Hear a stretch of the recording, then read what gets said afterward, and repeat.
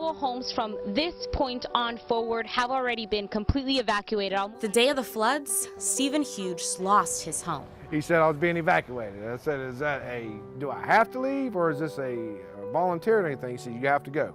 A neighbor, Maria de Los Angeles, was told to pack a bag just in case she had to evacuate. Got your papers, like my daughter, my son, like, and maybe one chain of clothes. And Nelmi Hernandez had a tree pierce her ceiling. Cayó una rama y ese como que perforó el techo.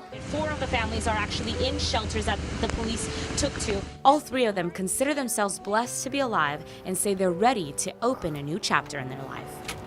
Stephen relocated to 4 different places before the Lexington Interfaith Community Services put him here.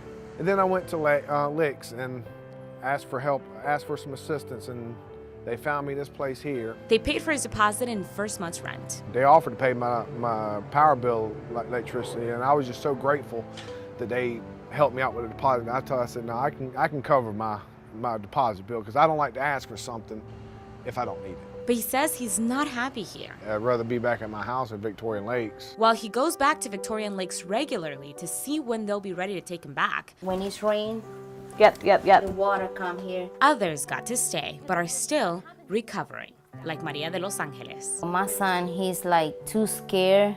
Mommy, and the night's like, mommy, like, we okay? I say, yeah, go sleep. But it doesn't mean she's had a smooth ride. He solved everything. And when the police come and knock the door, like, to be ready for something else, like big damage happen, we're ready to leave. So he know everything. On top of having to fix her home here and there, Maria has had to deal with the fears that linger in her kids' memories. Blessing we don't lose, like how the other neighbors do it, like, that's terrible.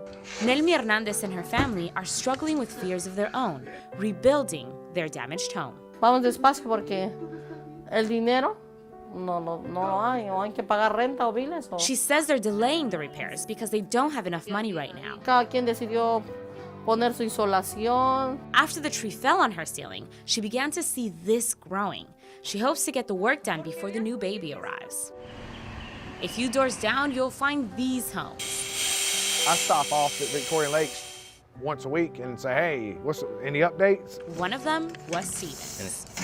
Amanda Brayboy is the property manager for Victorian Lakes. In the flood zone, it was 12 properties. We lost 8 of them completely. We had to demolish them. And 4 of them are left standing, which we're having to redo with engineered piers. Here, the managers decided to raise the mobile homes onto these pillars. Just to give you an idea of how high they are from the ground, I am 5 foot and about 2 inches. I'm gonna walk over here from the ground. If I raise my hands, I can't even touch the bottom of this home. Being 6 feet in the air, just to me, it would kind of be scary. Is it safe to put the homes back there on something you already know is a flood zone?